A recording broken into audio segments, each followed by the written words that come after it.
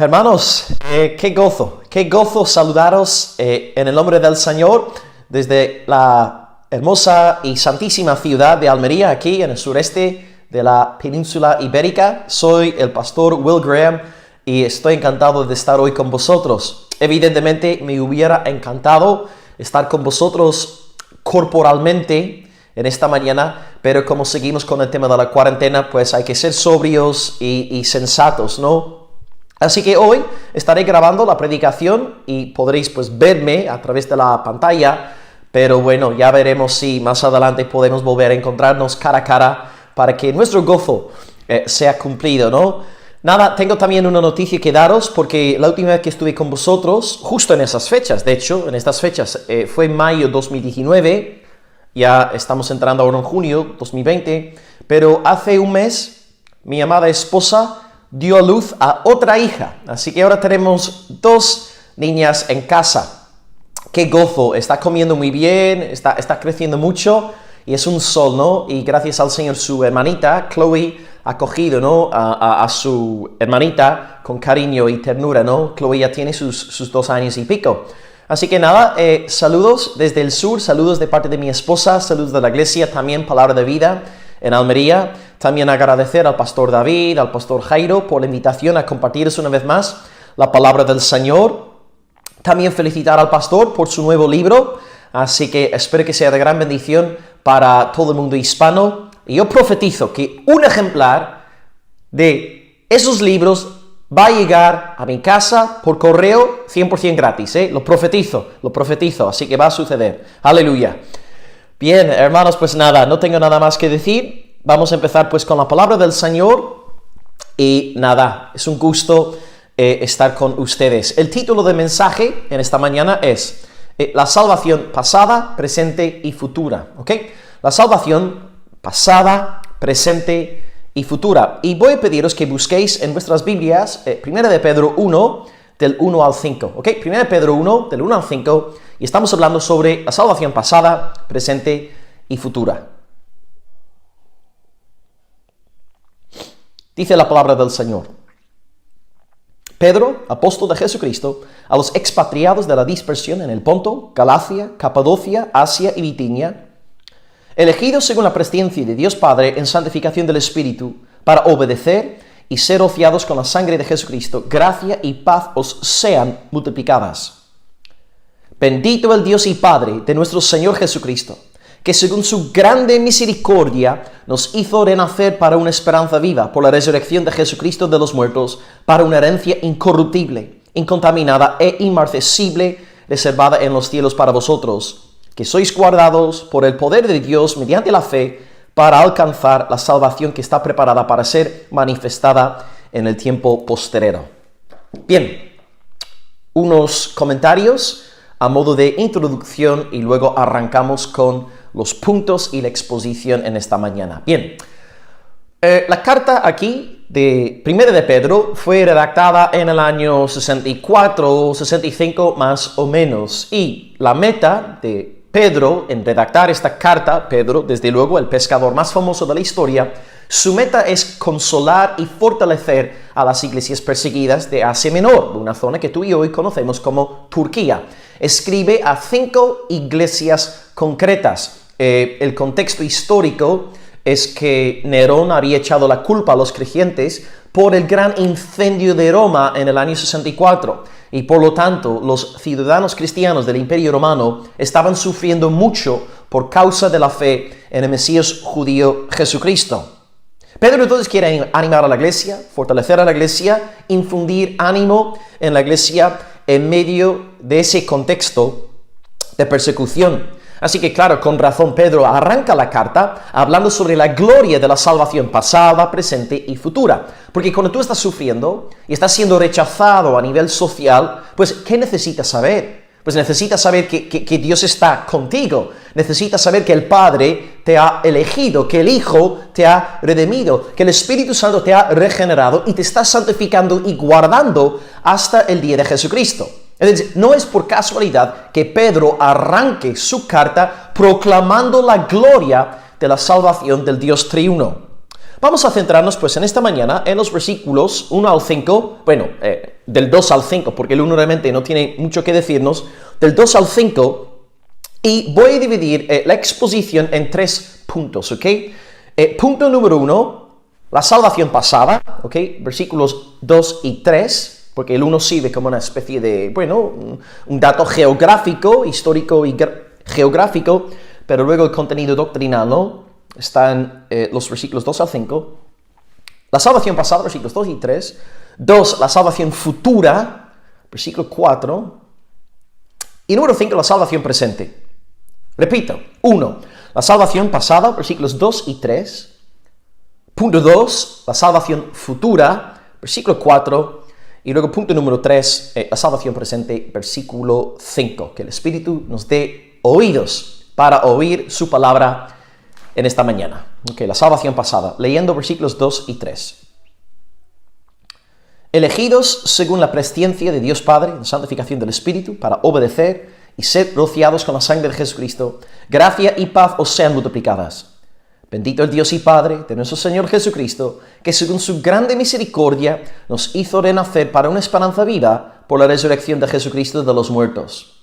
En este primer punto, dedicado al tema de la salvación pasada, tengo 3 subpuntos para que sea más fácil de seguir, ¿ok? Los 3 subpuntos son los siguientes. 1, la obra de Dios el Padre. 2, la obra de Dios el Hijo. Y 3, la obra de Dios el Espíritu Santo, ¿ok? La obra de Dios Padre, la obra de Dios Hijo y la obra de Dios el Espíritu Santo. Primero, la obra de Dios Padre. Según los 2 versículos que acabo de leeros, el Padre hace algo. ¿Y qué es lo que el Padre hace? Pues dice ahí el texto, el Padre nos elige y lo hace en base a su presciencia. Aquí tenemos entonces, hermanos, para empezar hoy, la gloriosa doctrina de la elección incondicional. Es decir, que la elección del Padre no depende de nada que haya en nosotros. Es una elección que depende exclusivamente del beneplácito y de la voluntad del único soberano Dios. Y Dios nos escoge, según Pedro, según su grande misericordia. Pedro entonces empieza su carta recordándoles a los hermanos que han sido elegidos y escogidos por Dios. Porque una vez más, vuelve al contexto. Es difícil ser rechazado por Cristo. Es difícil soportar vituperio por el nombre del Señor. Entonces Pedro consuela a los santos con la doctrina de la predestinación. Tenemos que entonces entender, hermanos, que la doctrina de la predestinación en las Escrituras no es una doctrina puramente académica. Es una doctrina pastoral que consuela y fortalece a los cristianos perseguidos. Pedro entonces, como buen pastor, aplica la doctrina de la elección, de la predestinación, a los corazones de las ovejas del Señor. Dios nos escoge. Podría citar muchos pasajes de las Escrituras para dar testimonio de esta realidad, pero me limito a citaros uno, Efesios 1:4, el cual dice que Dios dice, según nos escogió en Él, es decir, en Cristo, Dios nos escogió en Cristo antes de la fundación del mundo. Lo interesante entonces, hermano, para arrancar hoy es darnos cuenta de que el verbo elegir está en la voz pasiva. Es decir, el creyente no es activo en la elección del Padre. El creyente es 100% pasivo. Recibe la elección como una maravillosa obra de gracia del Dios Altísimo. El creyente no es quien elige a Dios, es Dios quien elige a los creyentes. Y según Pedro, esta presciencia de Dios está fundamentada en su determinado consejo. Esta enseñanza la vemos en Pedro en el libro de los Hechos, capítulo 2, 23. Por cierto, Hechos 2, 23 es el único lugar en la Biblia, más allá de 1 de Pedro 1, 2, donde se utiliza el término presciencia. O sea, solamente hay 2 textos en todo el Nuevo Testamento que en el griego utilizan este vocablo. Os voy a leer ahora Hechos 2, 23. Dice Pedro, a este, hablando de Cristo, a este, entregado por el determinado consejo y anticipado conocimiento de Dios, anticipado conocimiento en griego es presciencia, el vocablo que tenemos aquí en nuestro texto hoy, así que a este, entregado por el determinado consejo y anticipado conocimiento de Dios, prendisteis y matasteis por manos de inicuos crucificándole. Si estudiamos entonces cuidadosamente lo que estamos viendo aquí en Hechos 2:23, veremos que antes del anticipado conocimiento de Dios, hay un determinado consejo. Esto quiere decir que Dios sabía lo que iba a pasar con su Hijo, Jesucristo, porque Él ya lo había decretado antes de la fundación del mundo. No es que Dios se haya comprado una bola de cristal para examinar el túnel del tiempo para ver lo que los hombres iban a hacer con su Hijo. No. Dios sabía lo que iban a hacer con su Hijo porque Él lo había decretado, lo había determinado antes de los siglos, antes de la fundación del mundo. Por eso, por ejemplo, Pedro también nos puede decir en 1 de Pedro 1, versículo 19, que Cristo es el Cordero de Dios ya destinado desde antes de la fundación del mundo. Entonces hay un determinado consejo. Dios determina, decreta lo que ha de suceder y por lo tanto Dios sabe perfectamente lo que va a pasar en el día de mañana. Entonces Dios, en términos sencillos, para que este principio quede bien clarito y nadie tenga dudas, Dios conoce el futuro porque Él es quien ha decretado el futuro. ¿Entendéis? Dios no cree en bolas de cristal. Dios conoce lo que va a suceder mañana. Él sabe lo que va a pasar mañana porque Él ha decretado lo que ha de acontecer mañana. El conocimiento de Dios, el previo conocimiento de Dios está fundamentado en su determinado consejo, en su decreto real como único soberano. Entonces, tú has sido elegido porque hubo en la eternidad pasada, por falta de mejor término, ¿no? Simplemente para que nos entendamos, en la eternidad pasada, Dios decretó que tú fueras un hijo suyo por medio de la fe en Jesucristo. ¿Y por qué? Porque Dios quiso fijarse en ti. ¿Cuál es la razón? Pues vuelvo a Efesios 1, versículo 5, esta vez, antes os cité Efesios 1, versículo 4, ahora Efesios 1, 5, dice, en amor, habiéndonos predestinado para ser adoptados hijos suyos por medio de Jesucristo, según el puro afecto de su voluntad. Pablo nos da dos razones. La primera razón por la cual Dios nos escogió fue por su amor, en amor, habiéndonos predestinado. Y número dos, según el puro afecto de su voluntad. Pablo no dice que Dios nos escogió porque vio de antemano que nosotros íbamos a abrazar a Cristo y a arrepentirnos, porque esto sería salvación por obras futuras. Dios nos escogió porque nos amó en la eternidad pasada. Entonces, pastor, ¿por qué Dios me escogió a mí? Te escogió a ti porque Él te amó antes de la fundación del mundo. Pastor, ¿y por qué Dios me amó a mí antes de la fundación del mundo? Pues Dios te amó a ti antes de la fundación del mundo porque Él quiso amarte. Pastor, ¿por qué Dios quiso amarme a mí?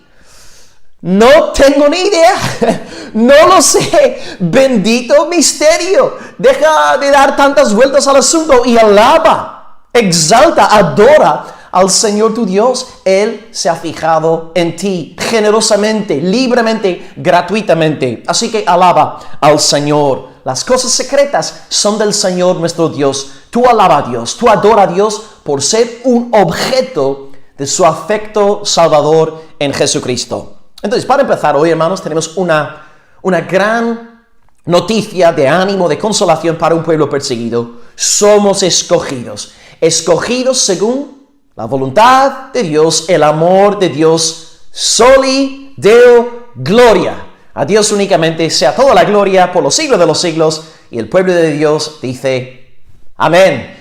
Gloria al Señor. Ok, número 2, subpunto 2. Hemos hablado de la obra de Dios el Padre. Su obra es elección. Una elección fundamentada no en el hombre, sino en su propio amor y en su propia voluntad.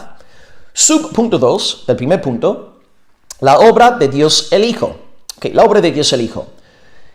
Además de la obra del Padre en la elección del creyente, tenemos aquí también descrita la obra de Dios el Hijo, es decir, el Salvador Jesucristo, y en los dos versos se nombran dos grandes eventos en la vida de Cristo, que nos hablan sobre su humillación y su exaltación. En los libros de teología sistemática vais a ver que en la sección de Cristología, muchos autores dividen su cristología en dos estados, ¿no? El estado de humillación y el estado de exaltación o glorificación, ¿no? Dependiendo ya del autor.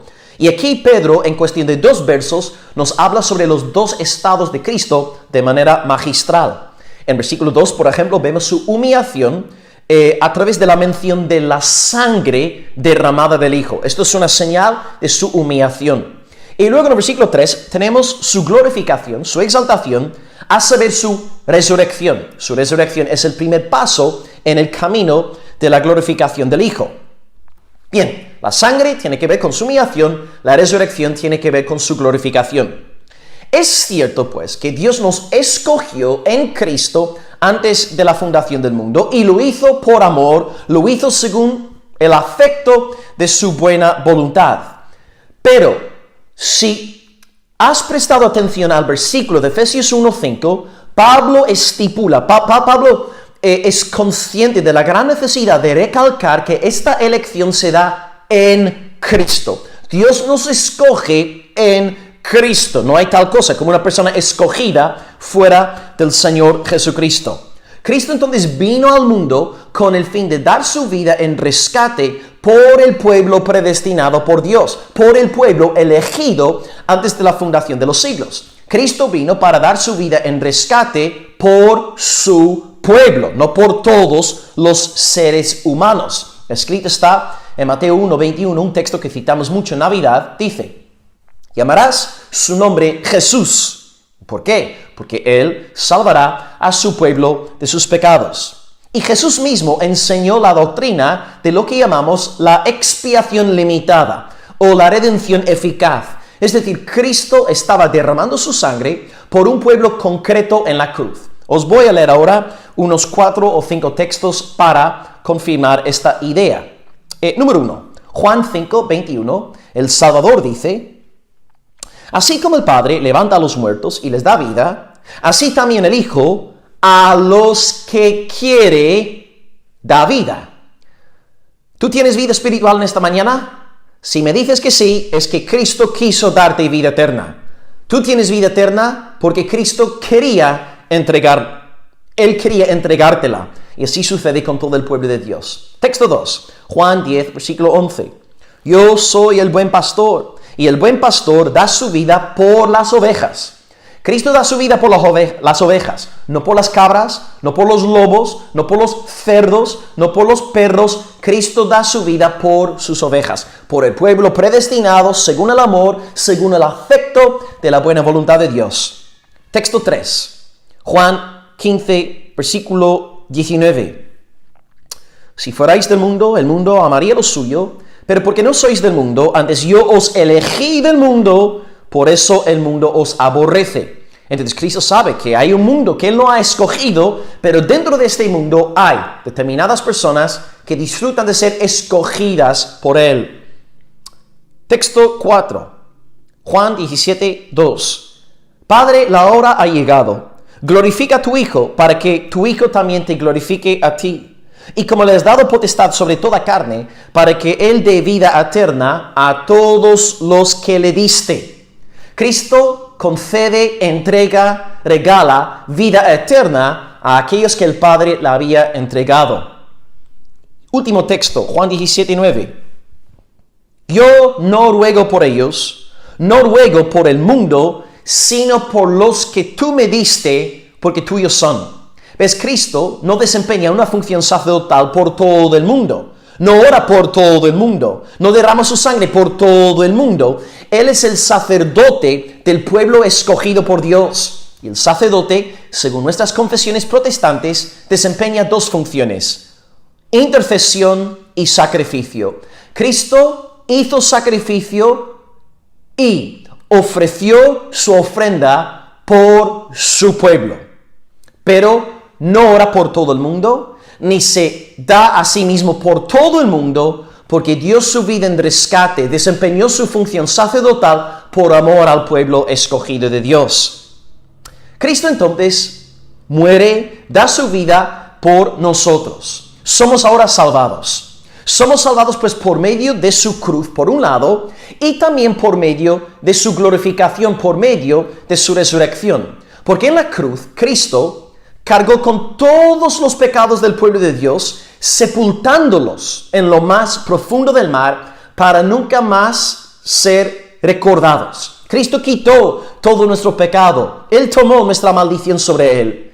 Pero luego en la resurrección, Él pudo conceder nueva vida a todos los suyos por el poder del Espíritu Santo de Dios. Así que, en una frase, la cruz desempeña una función negativa y la resurrección desempeña una función positiva. La cruz se trata de quitar todos nuestros pecados y la resurrección se trata de concedernos vida eterna. Y si alguien nos preguntara, pues, ¿qué es más importante? ¿La cruz de Cristo o la resurrección de Cristo? Pues no podríamos contestar la pregunta, porque la muerte sin la resurrección no sirve para nada. Y desde luego, la resurrección sin la muerte es absolutamente imposible y absurdo. Necesitamos las dos verdades. Proclamamos el Evangelio completo. Cristo crucificado y Cristo resucitado. Las dos verdades son indispensables para predicar correctamente el anuncio del Evangelio apostólico. Así que, hermano, en esta mañana, si tú tienes fe salvadora, no es solamente en virtud de la elección del Padre, sino también en virtud de la obra redentora del amado Hijo de Dios Jesucristo. Por medio de su muerte, Él ha quitado todos tus pecados para que no seas más condenado, y también por medio de su resurrección te ha concedido la vida eterna para que te goces en el poder del Espíritu Santo desde ahora y para siempre. ¡Oh, gloria al nombre del Señor! Amén. Aleluya. Y el tercer subpunto, para ir acabando este primer punto de mensaje, la obra de Dios el Espíritu Santo. Ok, hemos hablado de la elección del Padre. Es una elección incondicional, fundamentada en su beneplácito, en su gracia, en su buena voluntad. En segundo lugar, hemos dicho que el Hijo nos salva mediante su humillación y exaltación. Su cruz quita todo nuestro pecado. Su resurrección nos concede la vida eterna. Y ahora la obra de Dios, el Espíritu Santo. ¿Qué hace el Espíritu de Dios en la vida de los cristianos? A nivel objetivo, Cristo nos redime por medio de su muerte y resurrección. No obstante, a nivel subjetivo, todos los beneficios conquistados por Cristo, ganados por Cristo, comprados por Cristo, todos estos beneficios salvíficos son aplicados eficazmente a los escogidos por medio de la obra, la labranza del amado Espíritu Santo de Dios. Una ilustración para que esto nos resulte fácil de entender. Piensa en una poción de vida. Digamos que hay un científico súper famoso, irlandés desde luego, que descubre una poción que concede vida a los muertos. Ahora bien, si tú eres un cadáver y tú estás muerto, difunto, la poción de vida en realidad no te sirve para mucho si no hay quien te lo administre. Porque claro, tú eres un cadáver, la poción puede estar ahí en tu nariz, pero tú no eres capaz de colocar la poción en tu boca para luego bebértela. Cierto, porque tú estás muerto. El cadáver necesita a un administrador de dicha poción para que recobra la vida, para que resucite, ¿verdad? Y esto es exactamente lo que hace el Espíritu Santo en la obra de la salvación. Cristo ha ganado, Cristo ha conquistado, Cristo ha comprado un sinfín de bendiciones espirituales por su amado pueblo, para su amado pueblo, y ahora el Espíritu de Dios es el administrador de todo lo que Cristo compró por nosotros mediante su humillación y exaltación. En los dos versos que tenemos aquí en nuestro texto, versículos 2 y 3, Pedro nos dice que el Espíritu Santo, en el versículo 2, nos santifica y, aunque, bueno, no sale nombrado aquí en el versículo 3, está presente porque si tenemos ojos para ver, veremos la obra del Espíritu Santo en el versículo 3, porque Pedro ahí habla del nuevo nacimiento, de renacer. La regeneración, el nuevo nacimiento es la obra del Santo Espíritu de Dios. Así que en versículos 2 y 3, Pedro está repitiendo la misma enseñanza con palabras diferentes. Santificación en el versículo 2 no alude a santificación en el sentido común y corriente de la palabra, ¿no? Que habla de este crecimiento en la gracia, ¿no? Santificación está hablando ahí de regeneración, donde empieza la verdadera santificación, ¿no? El primer acto de la santificación en el creyente, la regeneración, y luego en el versículo 3 vuelve a repetir lo mismo. El Espíritu Santo entonces obra en nosotros nuevo nacimiento, obra en nosotros regeneración. Él aplica a nosotros la poción de vida comprada por el Señor Jesucristo. Y el Espíritu Santo hace todo esto en base al mérito de la sangre del amado Hijo de Dios Jesucristo. John Piper dice, el nuevo nacimiento se compra con sangre. Cristo en la cruz compró nuestra regeneración. Y luego un reformador protestante español, Constantino Ponce de la Fuente, dice, me engendraste, Señor, a costa de tu sangre. Me engendraste, Señor, a costa de tu sangre. Está diciendo lo mismo que John Piper. Está diciendo que el nuevo nacimiento se compró con sangre. Cristo compró nuestra regeneración en la cruz y por lo tanto el Espíritu Santo en un momento dado de la historia nos salva eficazmente haciéndonos nacer de nuevo. El Espíritu hace todo esto fundamentándose en dos grandes pilares. El primer pilar es la elección eterna del Padre y el pilar número 2 es la obra consumada del Señor Jesucristo. Así que el Espíritu de Dios labra nuevo nacimiento en nosotros por medio de Jesucristo y en base a la elección del Padre. Él se encarga de darnos nueva vida. Una ilustración aquí sería el ejemplo de Lázaro, que sale ahí nombrado en Juan capítulo 11.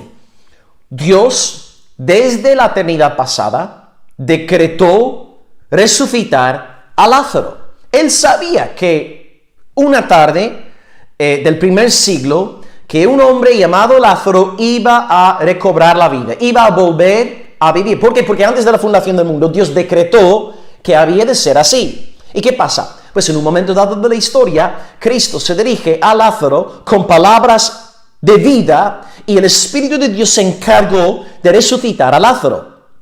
Esta ilustración es realmente una muestra de lo que sucede con todos nosotros en el día del nuevo nacimiento. Llega el Espíritu de Dios a nuestra tumba y nos dice, sal y vive para la gloria de Dios. El Espíritu Santo aplica esta obra salvadora de Dios a nuestro corazón.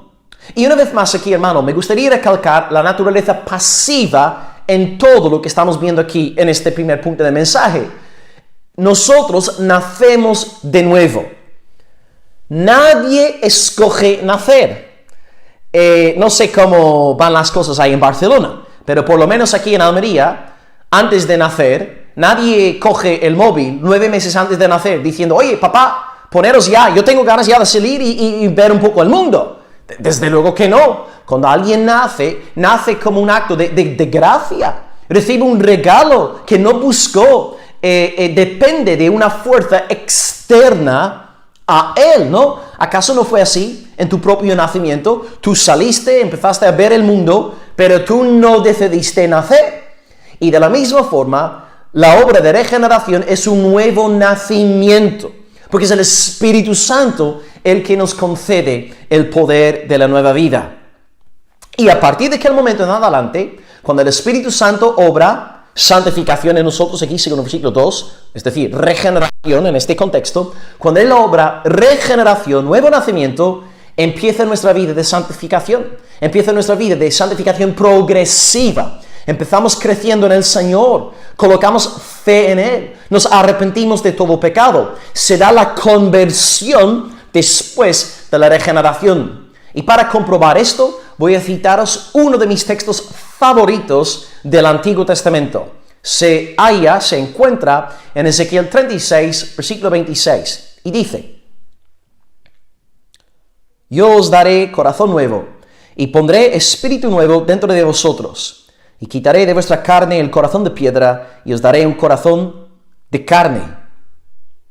Y pondré dentro de vosotros mi espíritu, y haré que andéis en mis estatutos, y guardéis mis preceptos, y los pongáis por obra. ¿Veis el orden? Primeramente Dios concede el nuevo corazón, quita el corazón de piedra, coloca un corazón de carne, y a partir de aquel momento nosotros andamos en los estatutos de Dios, guardamos sus preceptos y los ponemos por obra. Piensa en Lázaro. Mejor formulada la pregunta sería decir, ¿qué sucedió primero en la vida de Lázaro? ¿Su resurrección o su andar? Pues desde luego tuvo que resucitar antes de poder volver a andar, ¿verdad? Entonces Lázaro experimentó nueva vida y después se puso a caminar. Y esto es exactamente lo que acontece con nosotros según Ezequiel 36, versículo 26. Dios nos regenera, nos da un nuevo corazón según su multiforme gracia, y luego, acto seguido, nos ponemos a obedecer al Señor, creyendo en su palabra y arrepintiéndonos de todo pecado. Bien, voy a ir acabando entonces este primer punto, que ha sido glorioso, ¿no? ¡Qué manjar estamos aquí recibiendo en esta mañana! 3 subpuntos. El primer subpunto, ¿qué hace Dios el Padre según el hermano Pedro? Pues nos elige. ¿Por qué nos elige? Porque nos amó. ¿Y por qué nos amó? Porque quiso amarnos. ¿Y por qué quiso amarnos? Pues no lo sé. No tengo ni idea, pero ya que es así, gloria a su nombre por los siglos de los siglos. Número 2, la obra de Dios el Hijo. Hemos hablado de su obra en sus 2 estados: humillación, sangre; exaltación, resurrección. Y por medio de esta doble obra de Cristo, disfrutamos de la bendición de vida eterna. Y número 3, la obra del Espíritu Santo de Dios. Él es el administrador. Él es el agente personal quien aplica la poción de vida a todos los escogidos de Dios. Con todo, hermanos, podemos afirmar alegremente en esta mañana que la salvación es del Señor. Alabado sea su santísimo nombre. Es la elección del Padre, es la redención del Hijo, es la regeneración del Espíritu Santo. Es la obra consumada del Dios Trino, que nos salva por completo y nos da la plena seguridad de la salvación eterna. Ciertamente el salmista llevó la razón cuando escribió en el Salmo 144, versículo 15, bienaventurado el pueblo cuyo Dios es el Señor. Oh, amén. ¿No es esto maravilloso, hermanos? ¿No tienes ganas de saltar y bailar de gozo? Gloria al Señor. La salvación es del Señor. Así que podemos decir que la salvación pasada es del Señor, el Padre, el Hijo y el hermoso Espíritu Santo de Dios. Amén y amén. Ok, entramos ahora en el segundo punto del mensaje. Este va a ser el punto más corto, más breve del sermón. Y aquí voy a hablar sobre la salvación futura, ¿ok? Así que os pido que busquéis ahora el versículo 4, y voy a tomar un poco de agua. Versículo 4, ¿ok? La salvación futura. Dice: para una herencia incorruptible, incontaminada e inmarcesible, reservada en los cielos para vosotros. Ok, ¿por qué Dios el Padre nos eligió? ¿Por qué Dios el Hijo nos redimió? ¿Y por qué el Espíritu Santo aplicó todos los beneficios de Cristo a nosotros? Pues, para una herencia incorruptible, incontaminada e inmarcesible, reservada en los cielos para vosotros. Dios quiso, por su buena y agradable y dulce voluntad, entregarnos la vida eterna, una herencia eterna en los cielos. Una vez más, volvamos al contexto. Pedro está pensando en la iglesia perseguida, sabe que están siendo grandemente rechazados, y ¿cómo va a Pedro a animar a la iglesia? contando chistes o haciendo otras payasadas y tonterías. No, de ninguna manera. Él predica la palabra y les da la seguridad de la vida eterna, de la herencia eterna que les espera en el cielo. Muchos tendrían envidia de nosotros si fuéramos los herederos de, pues, qué sé yo, Amancio Ortega o Bill Gates o de algún otro multimillonario. Pero hermanos, según las Escrituras, tú y yo somos herederos de Dios. ¡Wow! Gloria al Señor. Y Romanos 8:17 añade que somos coherederos con el Señor Jesucristo. Hermanos, nosotros somos los verdaderos multimillonarios. Todo es nuestro, porque todo es del Señor nuestro Dios. Ya que Dios ha querido entregarnos esta herencia por pura, sublime gracia, la vamos a recibir sí o sí. Si dependiera la salvación de nosotros, ¿dónde estaría nuestra seguridad? Pero la promesa de la herencia depende del decreto real y eterno de nuestro soberano Dios. Aquí tenéis ahora 4 textos que nos dan la seguridad de la salvación. Número 1, Jeremías 32, versículo 40. Yo haré con ellos pacto eterno, y no me volveré atrás de hacerles bien, y pondré mi temor en el corazón de ellos, para que no se aparten de mí.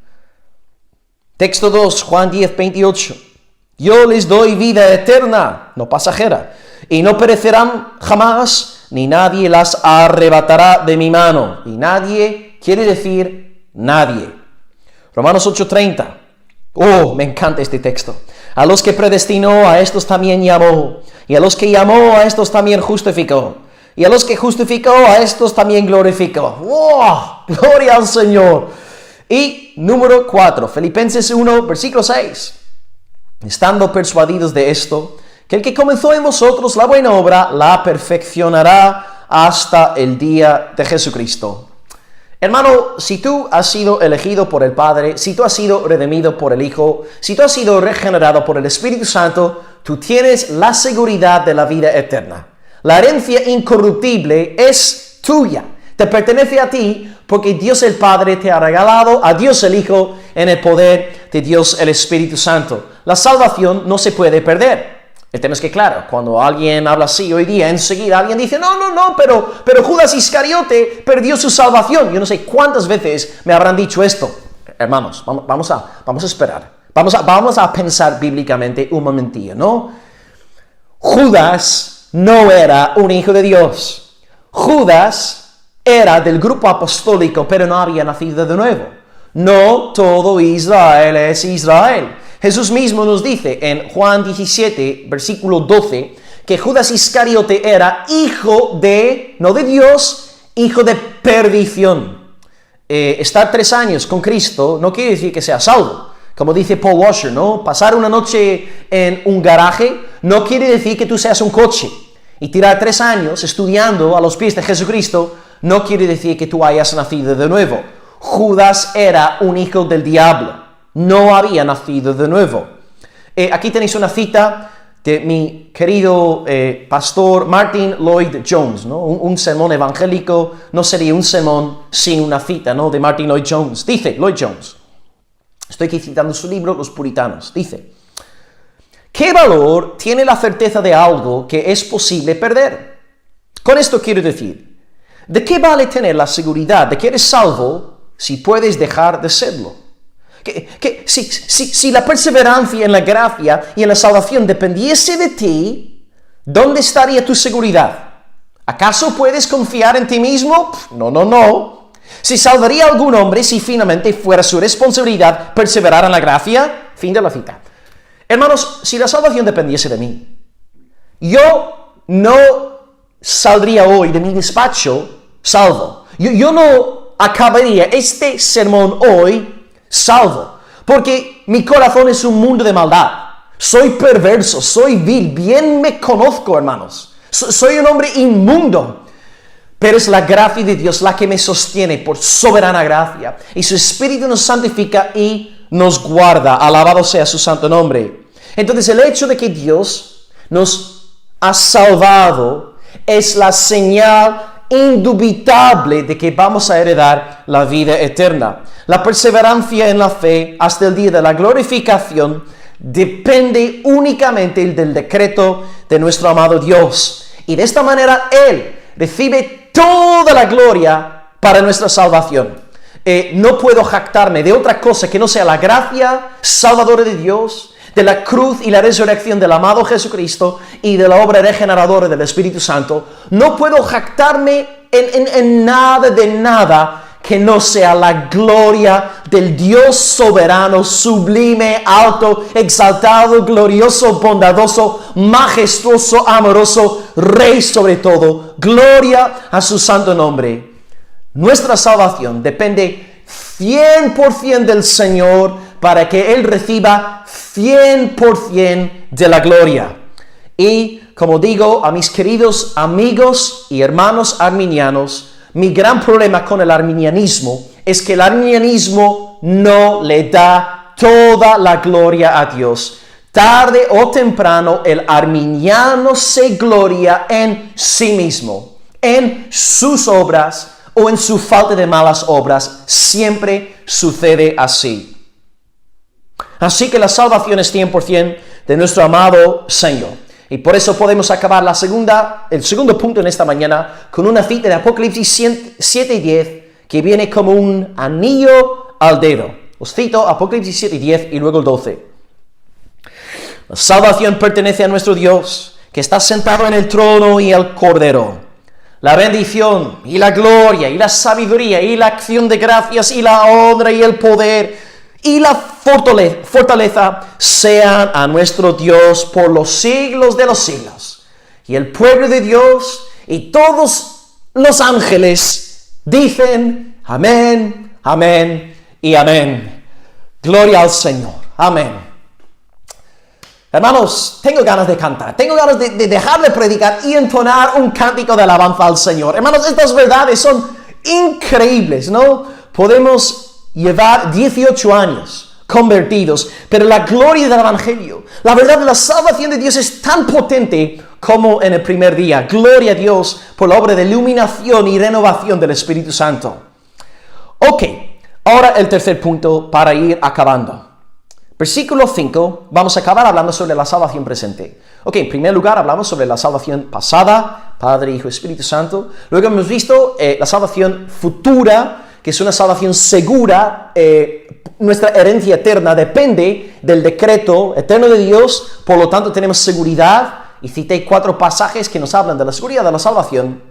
Y ahora, número 3, la salvación presente. Leyendo ahora el versículo 5, y también voy a tomar un poco de agua de nuevo. Ok, 1 Pedro 1, 5.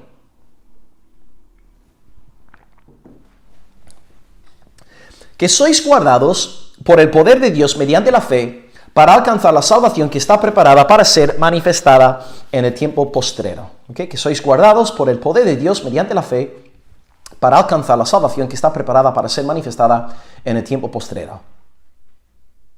Observamos entonces aquí que los que Dios ha escogido alcanzarán, todos ellos alcanzarán la herencia eterna.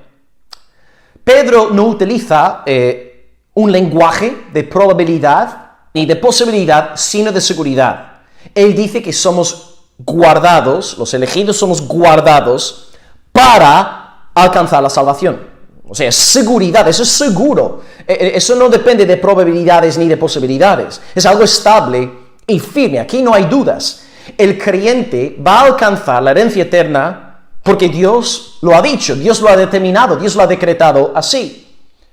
Y la hermosa noticia de la Biblia es que nuestro Dios triuno no solamente se encarga de salvarnos en el pasado, y no solamente se encarga de concedernos una herencia eterna en el futuro, sino que en el presente nos está guardando todos los días de nuestra existencia hasta el día de la venida del Señor Jesucristo. Dios te guarda. Dios es tu buen pastor. Dios es sumamente tierno para con los suyos. Es amoroso y bondadoso. Es imposible, pues, que un verdadero hijo de Dios perezca porque Él permanece en las manos del amor soberano. Y una vez más, hermano, yo quisiera aquí subrayar la voz pasiva en el verbo guardar. Lee de nuevo el versículo 5, dice, sois guardados. Subrayad, sois guardados, porque una vez más es la voz pasiva. Los creyentes no se están guardando a sí mismos, sino que están siendo guardados por el poder de Dios, es decir, por el Espíritu Santo del Señor. Y este poder se manifiesta en todos los hijos de Dios mediante un regalo que sale aquí nombrado, el regalo de la fe. La fe es la señal de que el Espíritu Santo nos ha regenerado. Entonces la pregunta que nos tenemos que hacer ahora, en este tercer punto, es, ¿qué es la fe? ¿Cómo puedo yo tener la seguridad de que verdaderamente tengo fe nacida de Dios? Fe creada por el Espíritu Santo del Señor. Bien, aquí voy a desarrollar algo que quise compartir con vosotros el año pasado, pero por cuestiones de tiempo decidí pasarlo por alto, ¿no? En el desarrollo del sermón. ¿Os acordáis? Estuvimos ahí celebrando bautismos, el culto se alargó bastante y prediqué un mensaje más cortito, ¿no? Porque ya habían pasado bastantes horas, ¿no? Bien, ¿cómo podemos saber si tenemos fe verdadera, fe auténtica o no? Antes de hablar sobre la fe verdadera, os voy a hablar sobre tres tipos de fe, una fe, lo que podríamos llamar una fe falsa. Una fe no salvadora, mejor dicho, una fe no salvadora, ¿ok? En primer lugar, una fe dogmática, una fe intelectual, una fe mental. Esta es la fe del diablo. Si yo te preguntara a ti, ¿cree Satanás en la Trinidad? ¿Tú qué me contestarías?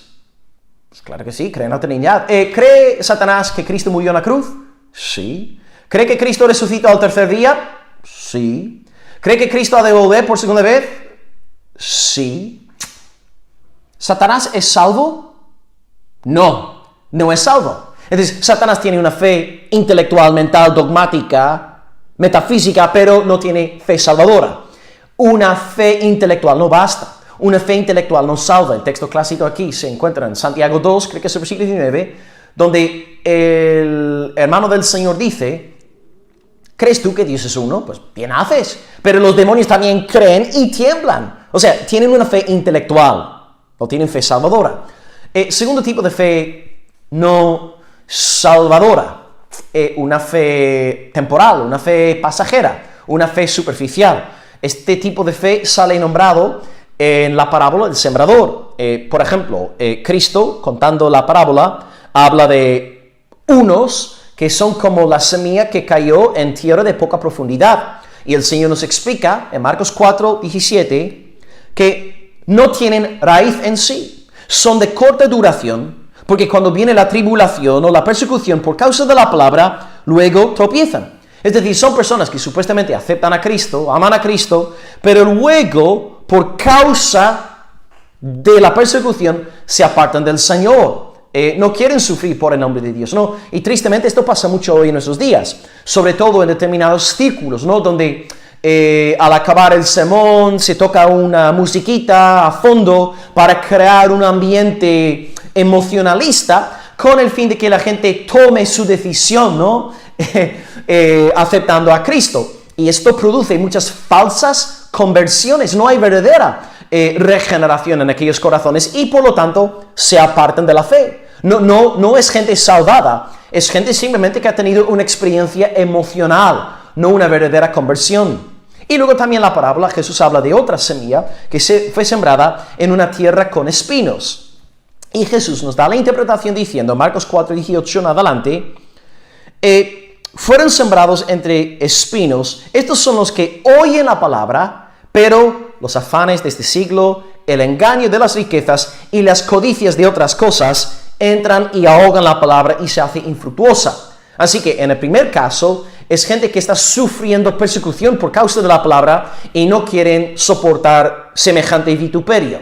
En el segundo caso son personas que activamente buscan los placeres de este mundo y por lo tanto se apartan del Señor Jesucristo, ¿no? ¿Cuántas personas hay así? ¿Cuántas personas en nuestras iglesias no se han marchado porque estaban buscando un novio, una novia, ¿no? Y luego han encontrado uno en el mundo y luego se apartaron de la iglesia del Señor.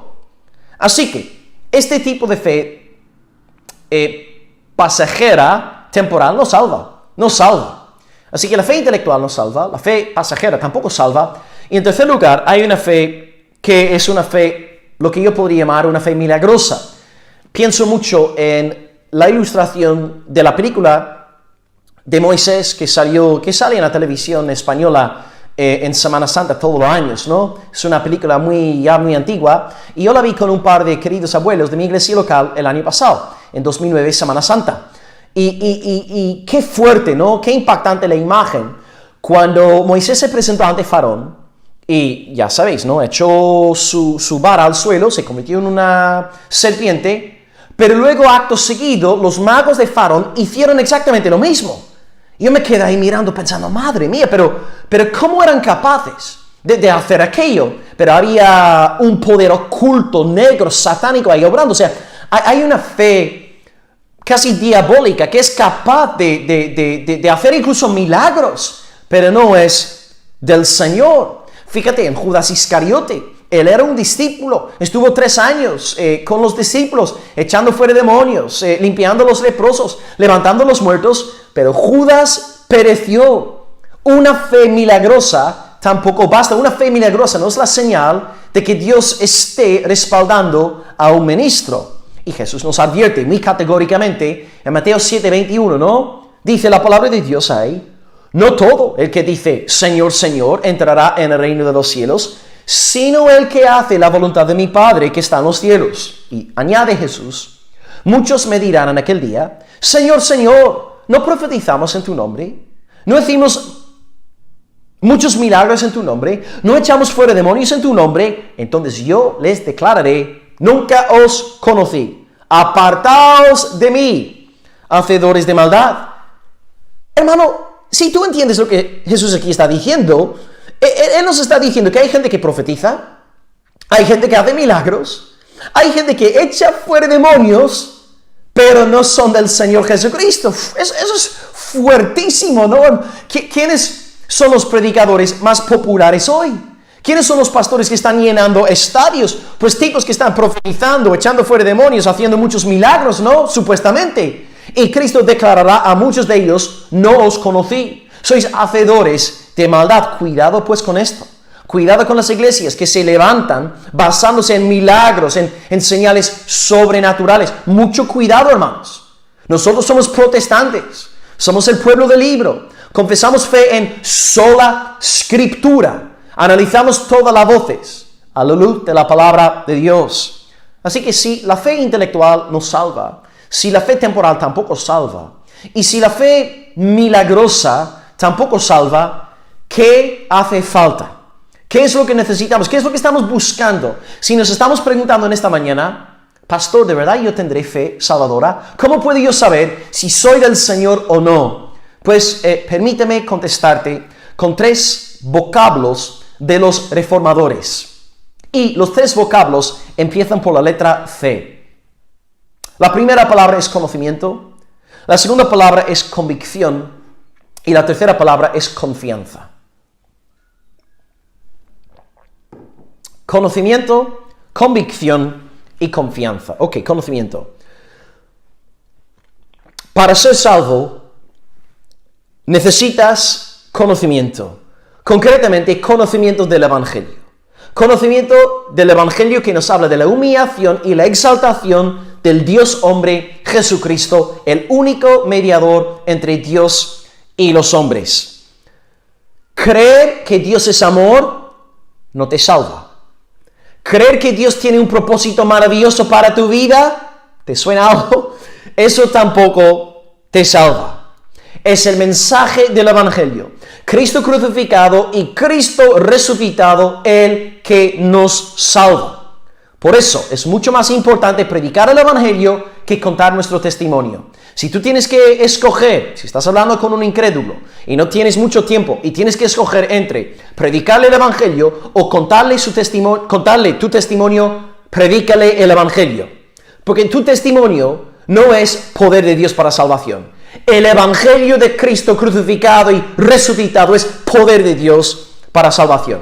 Así que para ser salvo y para tener fe verdadera, tienes que conocer el Evangelio, el contenido fundamental del Evangelio. Que Dios es santo, el hombre es pecador, pero en Cristo crucificado y resucitado hay perdón para los pecadores. En segundo lugar, la segunda fe, convicción. Convicción. Uno, conoces el Evangelio, pero en segundo lugar, este Evangelio lo haces tuyo. Oyes la predicación del Evangelio y dices amén. Es decir, ameneas la proclamación del Evangelio. Un pastor está proclamando sobre la muerte de Cristo, la resurrección de Cristo, en la plenitud de salvación. Él es todo suficiente, el único Salvador, el único mediador. Y tú estás escuchando, oyendo este mensaje y algo dentro de ti dice, amén, amén, yo creo esto. Yo creo en este Cristo es mío, este Evangelio es mío, yo lo creo de todo corazón. Porque, hermanos, una cosa es decir que Jesucristo ha muerto por los pecadores, otra cosa es decir, Jesucristo ha muerto por mí. Jesucristo ha muerto por mis pecados. Así que en el segundo punto tocante a la convicción, aludo a esta propiciación subjetiva y personal del anuncio apostólico del Evangelio. ¿Ok? Hay conocimiento. 2, hay una convicción personal de que es así. Y número 3, y esto va ligado al punto 2, confianza. Confianza. Tú estás creyendo el Evangelio y ahora depositas toda tu fe en Jesucristo. Dejas de verte a ti mismo como una buena persona. Dejas de decir, bueno, yo sé que iré al cielo porque Dios sabe que no soy una mala persona, porque no soy tan malo como los que están en la cárcel, no soy malo, nunca he violado a nadie, nunca he cometido adulterio, nunca he matado a nadie. Dejas de justificarte a ti mismo, dejas de gloriarte en ti mismo y depositas toda tu fe para la salvación en la sangre derramada de Cristo en la cruz del Calvario. Es confianza. Ahora le crees a Cristo, confías en Él. Y en el día de tu muerte te vas a presentar delante de Dios y no vas a decirle en aquel día, Señor, déjame a mí entrar en el cielo porque yo asistí muchas veces a la iglesia, porque yo era miembro de la Iglesia Evangélica de la Gracia, sana doctrina, ¿no? Déjame entrar en el cielo porque he recibido una predicación de un pelirrojo irlandés. No, hermanos. Tú vas a entrar en el reino de los cielos diciendo, yo entro aquí porque la sangre del unigénito Hijo de Dios, el bendito Cordero escogido por Dios, Jesucristo, su sangre fue derramada en expiación por todos mis pecados. Yo entro en la gloria venidera en virtud de Cristo, en base a Cristo, solus Christus, como gritaban gozosamente todos los reformadores. Y si tú tienes esta fe en Cristo, esta fe verdadera en Él, ahora tú te deleitas en Él. Tú amas a Cristo, tú amas su palabra, a ti te encanta andar en obediencia al Señor. Odias el pecado, ya no puedes vivir en paz con tus ídolos, como dice nuestro hermano Sugel Michelin.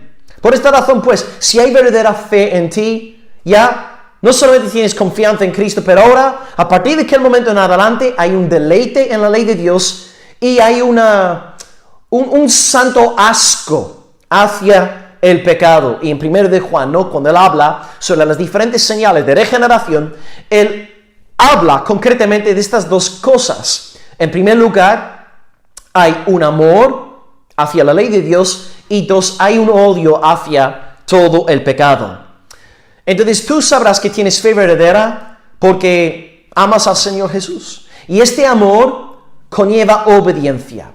Y lo que acabo de decir no es legalismo, porque Jesús mismo nos dice 3 veces en el Evangelio de Juan que el amor hacia Él se manifiesta a través de la obediencia. Os voy a citar 3 pasajes para que nadie me tache de legalista en esta mañana.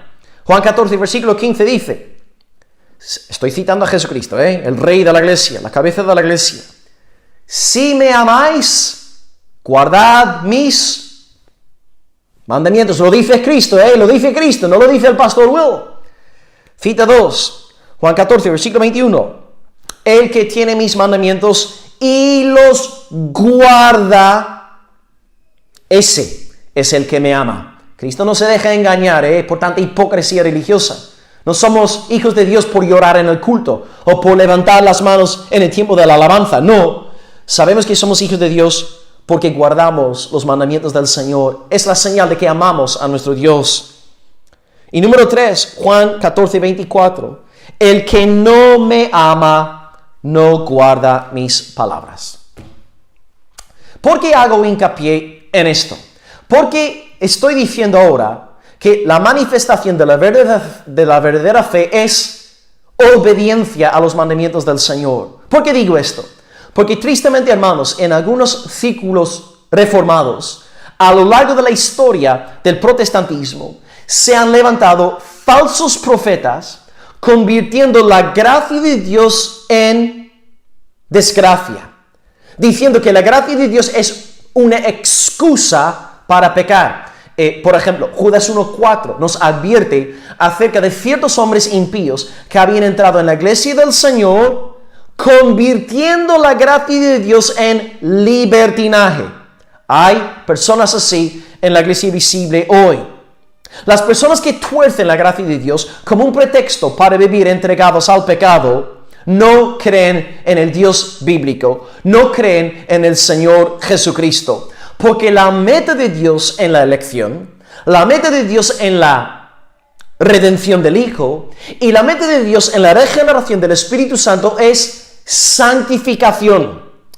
Aquí una vez más, cito Efesios 1, versículo 4, dice: según nos escogió en Él antes de la fundación del mundo, para que fuésemos santos y sin mancha delante de Él. ¿Veis? Entonces, el efecto de la elección es santificación. Y si alguien se jacta de su elección, de su predestinación, pero vive como un cerdo, lo siento, esta persona te está mintiendo descaradamente. Esta persona no conoce al Señor, es un impostor, es un anticristo, es un mentiroso enviado del abismo. Una persona que de verdad conoce a Dios, que ha sido escogida por Dios, esta persona es una persona santificada. Porque como bien nos recuerda Cristo en Mateo 7:16, por sus frutos los conoceréis, no por sus palabras elocuentes y bonitas, no, por sus frutos. Total, la verdadera fe entonces tiene 3 componentes según los reformadores: conocimiento del Evangelio, convicción personal tocante a dicho Evangelio y luego confianza en la justicia de Cristo como nuestra única fuente de salvación eterna. Y si hay verdadera fe en nosotros, también habrá santificación. Pero esta santificación posterior no nos salva, porque esto sería volver a la doctrina romana de salvación por obras, o la doctrina arminiana, ¿no? Cristo hace el 99% y yo luego añado 1%. No, hermanos. Esta santificación es la señal de que tenemos verdadera fe labrada de nosotros por el Espíritu Santo del Señor. Y esta fe pues vence al mundo, se gloria en la ley de Dios y se aparta del pecado. Si tú pues en esta mañana puedes encontrar en ti estas señales: conocimiento del Evangelio, convicción de que es así, y confianza en el Señor Jesucristo, pues gloríate en el Señor. Ha sido su obra de gracia en ti. Eres labranza del Dios Todopoderoso. Eres un milagro andante. Eres una prenda del Espíritu Santo del Señor. Y ahora puedes gozarte sabiendo que tu Salvador dentro de muy poco ha de volver con el fin de salvarte eternamente. Gloria a Dios. Esperamos pues pacientemente la segunda venida de Cristo para que estemos en Él por los siglos de los siglos. Así que te pregunto en esta mañana: ¿has conocido el Evangelio? El Evangelio no es que Dios quiere librarte de la droga, o que Dios quiere restaurar tu matrimonio, o que Dios quiere darte mucha paz en el corazón. No, el Evangelio es Cristo crucificado y resucitado por amor a los pecadores. ¿Has conocido este Evangelio? ¿Has dicho amén al contenido del Evangelio? ¿Y estás confiando únicamente en Jesucristo como tu única fuente de salvación eterna? Si es así, glóriate en la salvación del Señor y persevera en la fe hasta el fin. Entonces, hermano, examínate en esta mañana, como dice el apóstol Pablo en 2 Corintios 13:5, para ver si de verdad eres de la fe. Y si encuentras esta clase de fe en ti en esta mañana, pues alaba a Dios sin cesar. Eres una maravilla, eres un milagro del Señor. Has nacido de lo alto, porque el Dios soberano, el que creó las galaxias lejanas, el que fundó el mismísimo universo, Él ya pensó en ti antes de la fundación de los siglos. ¡Wow! ¿Hay alguien capaz de entender, de comprender esto? ¡Aleluya! Bendito sea el nombre del Señor. Santos, alabad hoy a vuestro Dios. Exaltad al Rey de Sión. Glorificad al Dios triuno, al Padre, al Hijo y al Santo Espíritu. Él ha puesto alabanza en tu corazón. Él ha escrito adoración en tu alma. Por lo tanto, a devolvérsela para la gloria de su nombre. Magnificad su nombre. Todo honor a Él. La salvación es del Señor. Bendito sea el nombre del Señor. ¡Wow!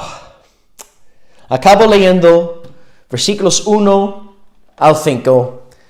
Luego recapitulo todo lo aprendido y me despido de vosotros, amados hermanos, con una oración final. 1 Pedro 1, del 1 al 5. Espero que ahora el texto tenga más sentido que hace una horita.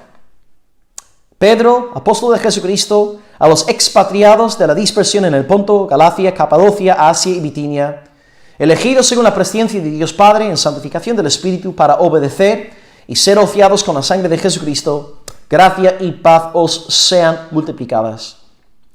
Bendito el Dios y Padre de nuestro Señor Jesucristo, que según su grande misericordia nos hizo renacer para una esperanza viva, por la resurrección de Jesucristo de los muertos, para una herencia incorruptible, incontaminada e inmarcesible, reservada en los cielos para vosotros, que sois guardados por el poder de Dios mediante la fe, para alcanzar la salvación que está preparada para ser manifestada en el tiempo postrero. Pues bien, hoy hemos hablado de 3 verdades: la salvación pasada, la presente y la futura. En cuanto al primer punto, la salvación pasada, expliqué que Dios el Padre nos elige según su amor, según el beneplácito de su buena voluntad. Expliqué también que el Hijo, a través de su humillación y exaltación, nos salva por completo en el sentido objetivo. Y luego, en tercer lugar, vimos que el Espíritu Santo es el administrador. Él es quien aplica, Él es el aplicador, por así decirlo, de la poción de vida que Cristo consiguió por nosotros a través de su cruz y resurrección. En segundo lugar, hablamos sobre la salvación futura. Nosotros que hemos sido escogidos y redimidos y regenerados, tenemos una herencia incorruptible, incontaminada e inmarcesible.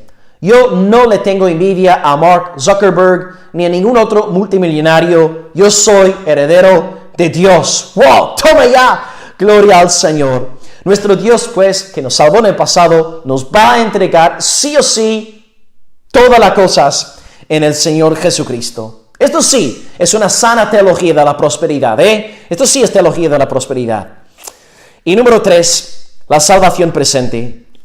En lo concerniente al presente, Dios guarda a los suyos por medio de un poderoso regalo llamado la fe. Y esta fe, según los reformadores, conlleva 3 elementos: conocimiento del Evangelio, convicción personal, subjetivo, tocante al Evangelio, y luego 3, una confianza en Cristo como nuestra única justicia delante de Dios. Ya dejamos de justificarnos, ya dejamos de creernos buenas personas, ya dejamos de decir tonterías tales como, bueno, nunca he matado a nadie, y confiamos 100% en el Señor Jesucristo. Y he recalcado también, para salvaguardarnos de ciertos errores, que esta verdadera fe siempre engendra amor hacia la ley de Dios y un odio hacia el pecado.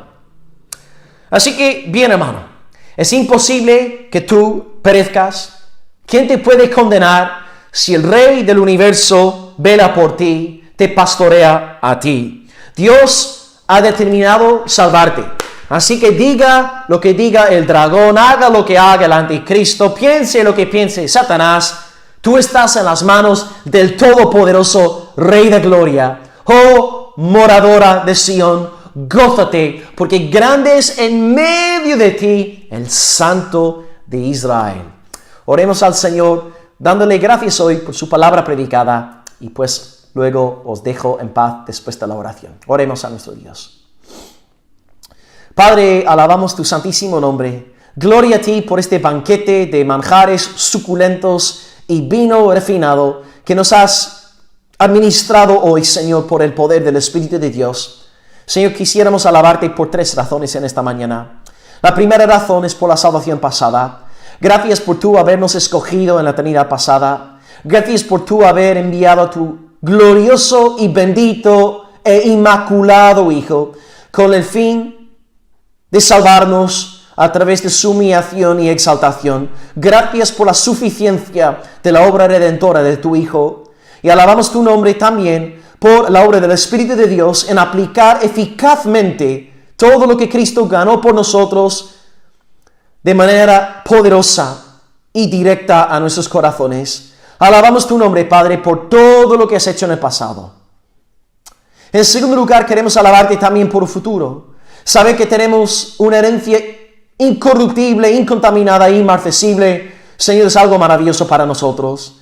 Sí que creemos pues en la teología de la prosperidad, pero no en el sentido torcido ni antibíblico de la palabra, sino en el sentido bíblico. Esta herencia eterna que nos ha de ser concedida, porque sabemos que, como decía Pablo, todo es nuestro en Cristo. Así que, Señor, gracias por ser tan generoso. Gracias por darnos, Señor, la promesa de la vida eterna, para disfrutar de la visión de ti, para regocijarnos, recrearnos en ti por los siglos de los siglos. Oh, qué ganas de que llegue aquel día, de verte a ti cara a cara y de ser librados de una vez de esta maldita y perversa naturaleza pecaminosa que nos fastidia tanto estando aquí en esta tierra.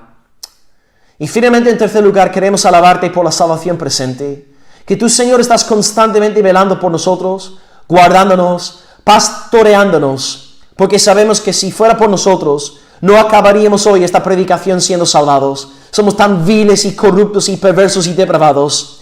Gracias, Padre, porque lo que tú has empezado en nosotros, lo vas a perfeccionar hasta el día de Jesucristo. Y diga lo que diga el enemigo, nosotros confiamos en alguien infinitamente más poderoso que Él. Y te alabamos por la fe salvadora. Y Dios rogamos pues, según tu buena voluntad, que tú ahora mismo, si algún incrédulo estuviera escuchando este mensaje, que tú labres fe salvadora en él, por el poder del Espíritu de Dios, aplicando la palabra escrita a sus corazones. Oh Dios, hazlo por amor a ti mismo. Hazlo por la extensión de las estacas del reino de Cristo. Hazlo en el poder del Espíritu Santo. Hazlo para que el arca de la salvación esté bien llena para la venida del gran día del Hijo de Dios. Confiamos en ti y dejamos todo en tus manos. Sigue edificando tu iglesia, oh Dios, y bendice grandemente, Señor, la iglesia evangélica de la gracia. Sigue prosperando tu buena obra entre ellos. Bendice a los pastores, David y Jairo, su obra con los santos, y bendice todas las otras iglesias afiliadas a la iglesia evangélica de la gracia, y que siempre perseveren en la centralidad del Evangelio de Cristo crucificado y resucitado. Señor, te amamos, te celebramos hoy y te damos muchas gracias por todo, en el nombre que sobre todo nombre, en el nombre de Jesucristo. Y el pueblo de Dios dice amén. Amén y amén. Voy aquí apagando, hermanos, un abrazo bien fuerte en el amor del Señor desde Almería. Y a ver cuando nos vemos cara a cara de nuevo. Gracias por todo, hermanos. El Señor les bendiga grandemente. Hasta luego.